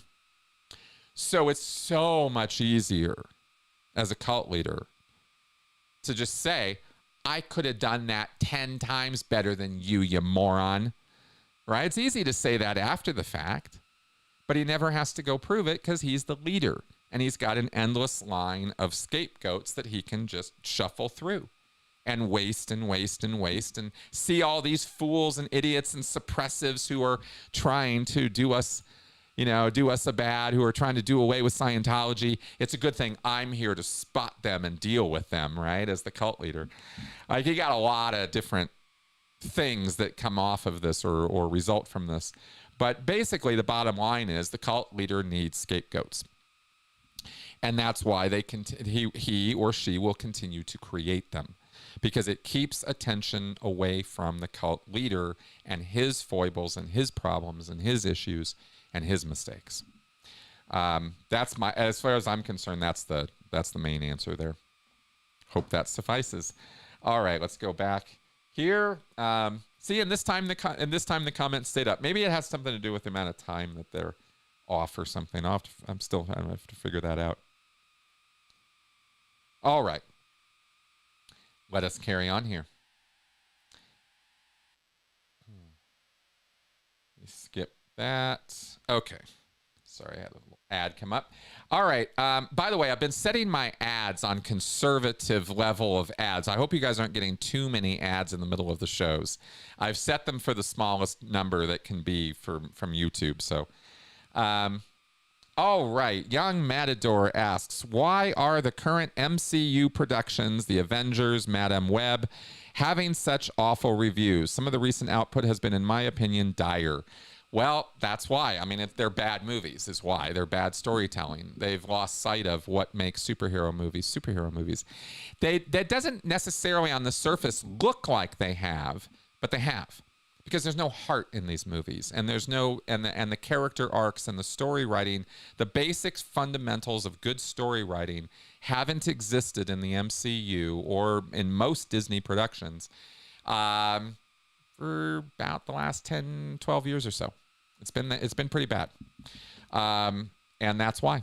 It's bad writing, it's bad show running, it's bad direction, and it's basically bad guidance from the very, very top, right? The rot starts from the top on this one, unfortunately, right? When you're using movies or entertainment vehicles to deliver messages, that's fine. Messages are important and part of every artistic communication. You got themes, you got story arcs, you have messaging. But when the message dominates and becomes more important than the story or the character or the reality of human change that we know we should be seeing in a story, when that messaging, it becomes more important than the story itself as a story, you have a problem. And a lot of people don't necessarily know or think about or break down or deconstruct what makes a story good versus what makes a story bad. They just know they don't like it. Something's off about this. I don't like this. This doesn't make sense, or it doesn't work, or it doesn't represent, or it doesn't appeal, or for some fashion, it doesn't click or connect. Well, we can break that down and see story element-wise why, bad direction, etc. And that's been prevalent and talked about ad nauseum amongst the critic community in the movie industry for a long time now. And, maybe they'll get around to fixing that. Maybe they won't. It's not just a matter of left-wing versus right-wing values. This is not an ideological battle. That's not the problem, right? Left-wing values, right-wing values, these are human values. These are fine. That's not what's the problem with the story. It's that the storytelling and the framework of them is so poorly done. It's so egregiously bad, right? The dialogue is so horrible, right? The structure is so bad. The lack of character development is so bad that it just slaps you. It's so bad, right? And that's why they are failing. There's my movie critic hat for you, but I will definitely don't have a problem talking about that. Chris Wood, do you listen to Beck? Does shame play a role in the psychological damage that cults cause? Wow, those are two very wildly different questions, Chris. Great. One second.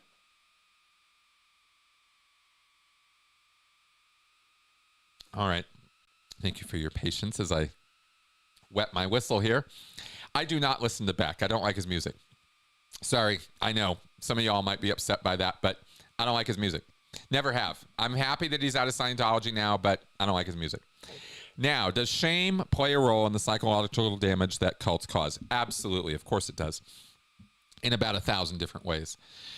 Hindsight bias plays into this hard, which is why I talk about that from time to time, right? We look back on our past actions and misdeeds and we judge ourselves as though we could have done something different when in that moment, at that time, there was nothing different we could have done. That's why we did what we did.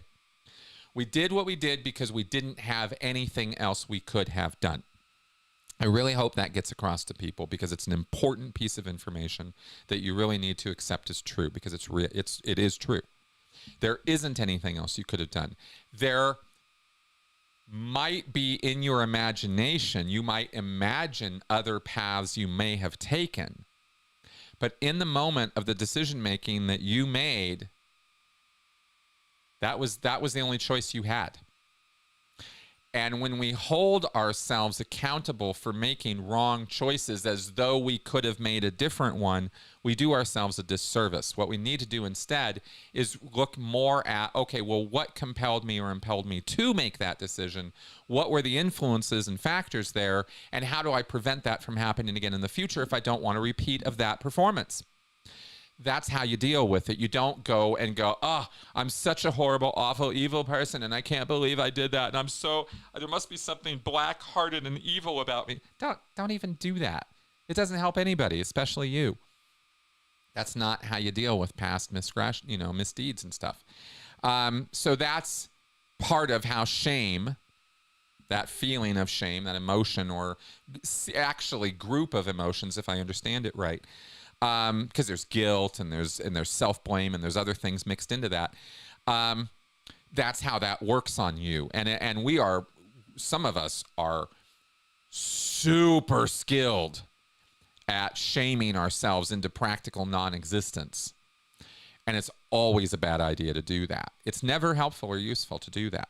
It is very helpful and useful to recognize what you've done in the past that was wrong, or that you disagree with now, or that violated your moral foundations, or somehow hurt or abused other people, and or created bad effects or bad consequences.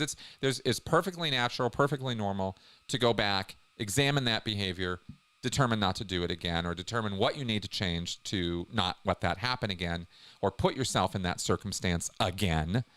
Like say in the case of addicts or something, right? Get yourself out of that situation. Change up your life, right? Because the circumstances of your life puts you into that bad place, right? So get yourself out of that. Anyway, that all has a lot to do, that shame factor has a lot to do with the damage that cults cause, because people will carry that around no matter how often I tell them not to. The other way that this reflects in the here and now is negative self-image, negative self-talk, where we will, shame ourselves, blame ourselves, guilt ourselves all day, every day. I suck, I'm horrible, I'm not smart enough, I'm not good enough, I'm not strong enough, this sort of anti-Stuart Smalley thing that we do to ourselves on the daily, right? We do that all the time. And that can, over time, if you keep doing that as a habit to yourself, you are creating neural pathways that reinforce that thinking. Doing it to yourself. Right? The cult did it to you for so long. You leave the cult. Now you're doing it to yourself. Right? You can get counseling. You can get education. You can get therapy. You can work that out. But at the end of the day, you can get all the counseling, therapy, and education that you can get. But you got to make that decision.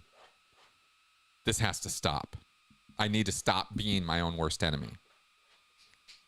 Right? Benson's making noises again. Hey, buddy. All right. So that negative self-talk, that shame that you lay on yourself, right, can go on way too long, and be damaging to yourself. Yes, that can definitely be good. And I say damaging. In other words, it's just not doing you any good, right? I'm not saying you're going to, put yourself in the ground or something, but then again, it's happened. I mean, people can get so down on themselves that they just push themselves down into depressive episodes, keep themselves there, and end up self-harming and stuff. And we don't want any of that. We do not want any of that. So it's a bad habit to break, to be doing that. Okay. And I think I've definitely over-answered that one. So I'll carry on. All right, let's see here. I get asked this a lot. This is an interesting one. Desire. Hey, Chris, I recently watched a documentary about the Buddhafield cult called Holy Hell. Have you heard of this cult? And if so, what are your thoughts on it as compared to Scientology? I've discussed this a few times. It's a bad cult, right? This guy who ran Buddhafield was a real dick. It was not anything. It was so Scientology light. I mean, he barely really did much of anything except run a network of secrets. He was so good at that. You know, he had everybody's secrets, and he ran the confessional, and that was basically his number one mode of control was bringing people in, getting their secrets, sexually engaging with them, but keeping it all on the down low, right? Nobody could know, and he was doing this with everybody, and nobody was talking to each other. And it was quite insidious. I mean, that's not a low level of control. I don't mean to imply that he was some lightweight. It's just it was one guy pulling this off and keeping these people in a very captive state for many, many years. But it all fell apart so quickly once the dam broke on what he was up to, and one person said something, and suddenly, oh my God, and it all collapsed very, very quickly after that. So his system was not. That's what I mean. It wasn't like this, hardcore system that like Hubbard developed, which was sort of, I guess you could say, the Buddhafield guy's name's not coming. Jaime. I guess Jaime had what would have been had he been craftier and more determined to fortify or more heavily organize what he was doing. He could have put a Scientology-like ethics system in place that would have locked it in harder and made it harder for the members to talk to each other or find out, as they eventually did, what was really going on. If he'd put some kind of system in place that had been more, titanium steel than kind of more balsa wood is kind of how I look at it. I maybe that's not a great analogy, but I just don't see that he put a system in place that was quite as strong. That's the word I keep coming back to, as Hubbard did. That's sort of my comparison on those two things, at least off the top of my head right now. Yeah, that's what I'll say about that. Good question though. Thank you for asking that. Okay. Great.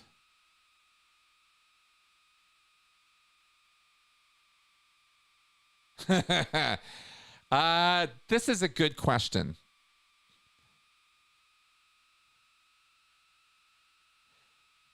Leslie asks, Chris, how different are the daily functions or requirements of Sea Org staff back in the 60s and 70s compared to more recent years?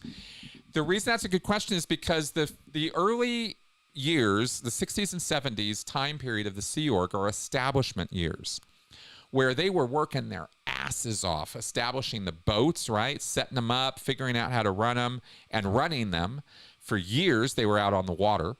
And then setting up Scientology management structures. There were about 4 or 5 different iterations and revisions of how Scientology was operated internationally from the boats during the early years and through the 1970s of the Sea Org, until they finally in the 80s came up with the system that they have in place now, which has pretty much stood in place since then.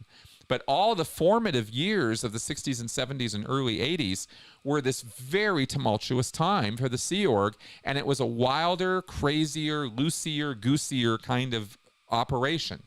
There were not as many rigid rules. People were a little bit more frontier-like. They were a bit wilder. They could get away with more. They were more extreme in their views about, I mean, if you look at Captain Bill Robertson, you Google that guy. And that was this guy was a captain of one of the boats of the Sea Org. I mean, Bill Robertson was a power figure in the Sea Org. And he was nuts. I mean, as nuts as you can get nuts. And yet, here was a guy who was in charge and making things happen. So it was a wilder time, right? And now, in the 80s, 90s, 2000s, it started getting locked down, a lot more strict, a lot more enforcement of sexual conduct, and a lot more, if you can imagine, more KRs, more knowledge reports being written, more spying on each other, a lot more of a ruthless, authoritarian sort of flavor to how the organizations were run. The hole, for example, and the manifestation of physical abuses as a sort of dogmatic practice from Miscavige, right, from the top, and it rolled all the way down and made all of Scientology kind of this corrupted, cruddy, like awful place to want to work or be because it was just so nasty all the time. That was kind of Miscavige's version of the Sea Org, and still is in so many ways. So so that's kind of how I see the differences. You know, I mean, daily functions, the same kind of work was being done, just in different contexts, you know, except for the ocean going stuff. I mean, you still have that on the Freewinds in terms of actually running a boat. That was pretty different in the early days of the Sea Org with the boat stuff, right? But other than that, other than the running boats, the flavor and culture of the Sea Org has been pretty much the same throughout. Just different, different levels of wildness to it, I guess, is how I would summarize that. I don't know if that communicates well, but that's kind of how I think about it. Oh, Evelyn, Simon, yeah, missed a bit of the live. Do you have plans to update us on multi-level marketing schemes? Yes, I do. Absolutely. There will be coverage of MLMs, multi-level marketing, on this channel in the future. In fact, I have an interview in the queue on my podcast with a woman who does anti-MLM work. Her name is Elaine. And that podcast will go up in the next week or two. So you'll be hearing a little bit about MLM stuff there. Just a little bit, though. I want to do more with that, and I definitely am making connections with people in the anti-MLM community because that is something that needs to be talked about a lot more, and I want to do that here. Okay. Oh, hey, Joe. Good questions here. Yes, very mysterious. What's that mysterious book in front of you? Thank you, Joe, for giving me a chance to pimp my work here. So this is my book, Scientology A to Z. You can see it on the screen. This is a book I wrote about the subject of Scientology. And if you are curious, if you're actually curious, what is Scientology? What makes it work? Why is it put together the way it is? Who is L. Ron Hubbard? All of that, like all of it. It's in there. All the OT level stuff up through OT 7, I've detailed in detail. Like there's no other place anywhere where it's broken down like it is in here. So I hope you'll check that out. And there are even 3 chapters at the end on cult recovery. And then, of course, thank you, Joe. If you are seeking some help, so you want somebody to listen, somebody to understand, somebody to help guide, whatever, you know, coercive control, post-cult stuff, culty questions, anything like that, you can contact me for personal consultation. I am more than happy to connect with you and make that happen. All right. Thanks, Joe, for that. All right. Yes, X-Cyan asks, will your tone scale episode include the difference between social tone and real tone? Yes, I believe that is absolutely covered in that video. Yes, in that work we'll do. I don't know. Stuart asks here, how were the CST locations chosen? Petrolia is probably the most seismically active place in the U.S. Not great for the long term. That's a great question. I don't know how they were chosen, except for the fact that they were looking for remote locations. Way off grid, way off the map, obviously. Seismic activity, not sure if they took that into account. Given how many years these folks have been working on this and how much money they have spent on it and how detailed their planning is, it surprises me to hear that, to be honest with you. But yeah, I mean, wow. If they built one of the vaults in an earthquake active area, that was really, really stupid of them. Don't know what to say to that one. Yeah, I wish I knew how they went about it, because that might help predict where else they might build some, you know, because the 3 or 4 or 5 that they've built, that doesn't necessarily mean that that's all they're doing. Just as an idea, right? Okay.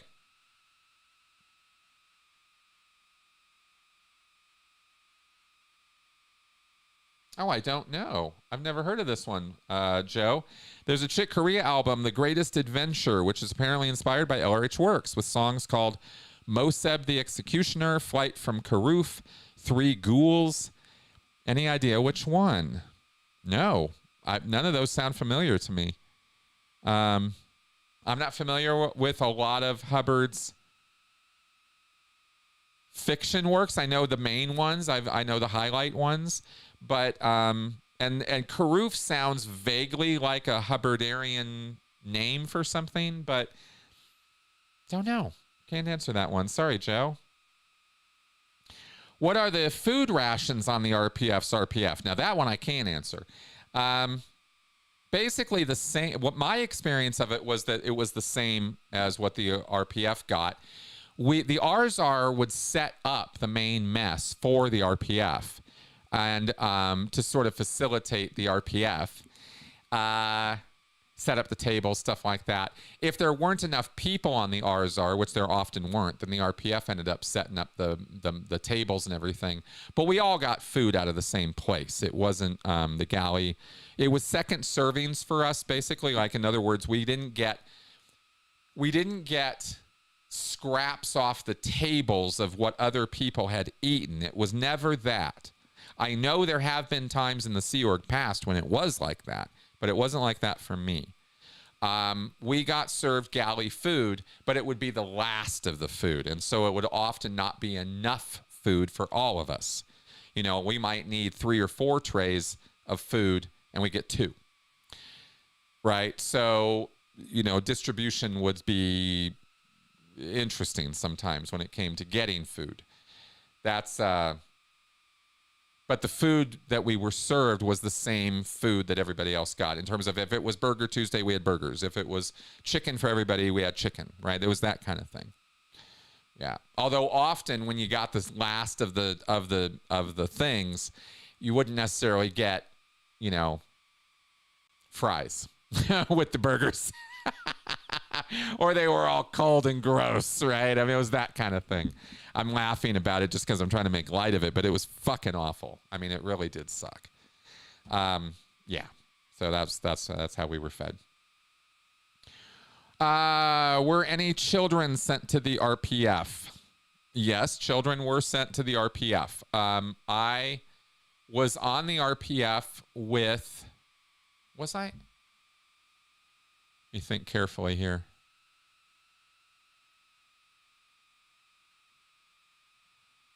I can't recall there being minor children, people under 18, on the RPF with me when I was on, from 2005 to 2008 or 9, right? That time period. I did not see children there. There were certainly young people, but not kids. Earlier in the RPF's history, there have been children on the RPF. Children as young as, 10, 11 years old. On the ship, there were children sent to the RPF.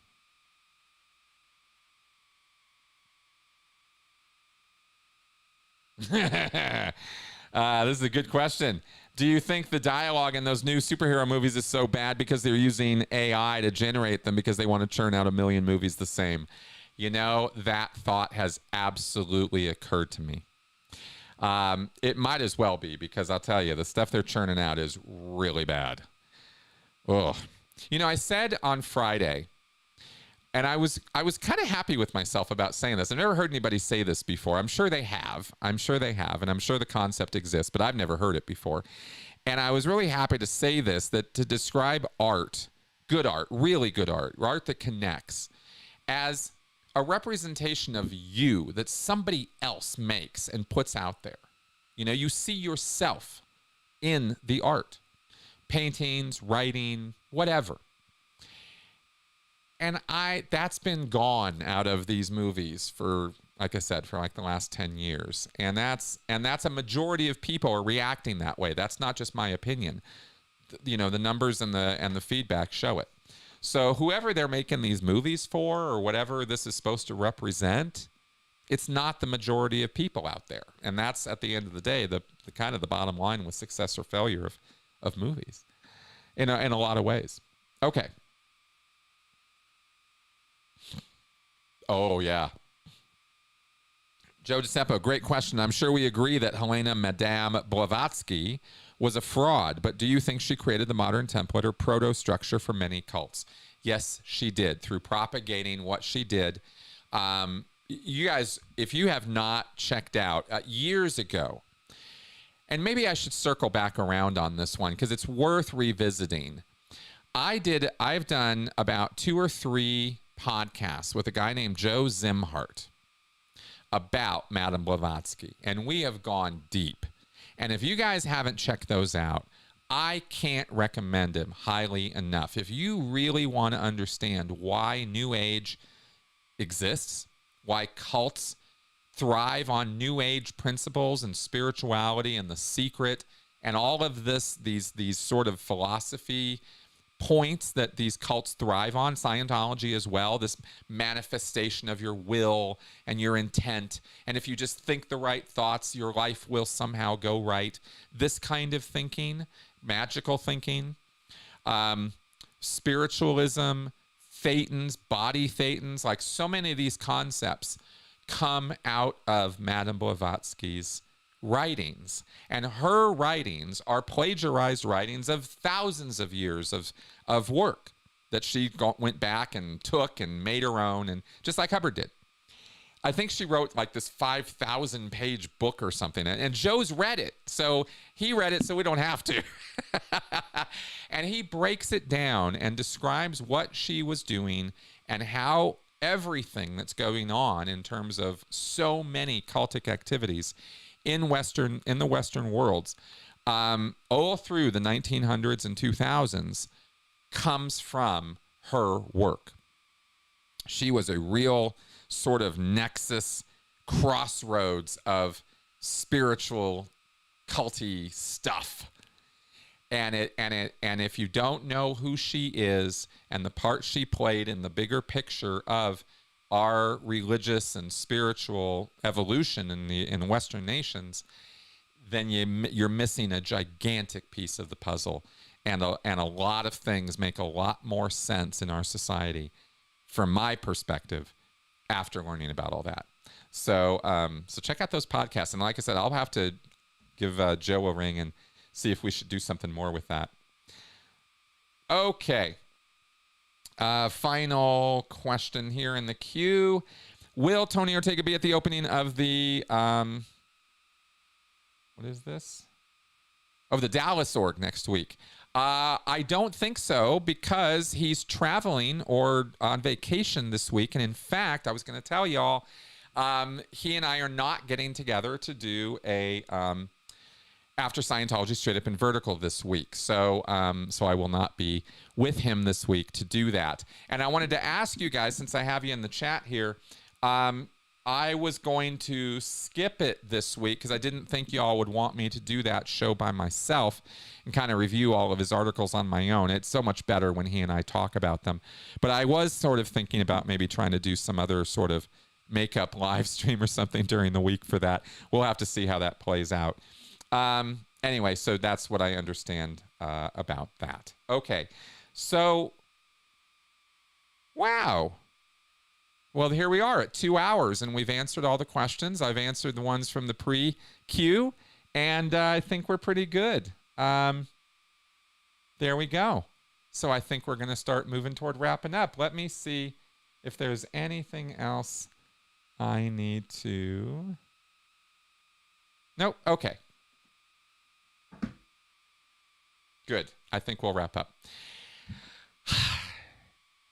There's your extended length critical Q&A for this week. I hope it was useful, helpful, informative, educational, entertaining, all the above. Yeah. Okay. I think we'll wrap up on that. And I hope that I haven't given anyway.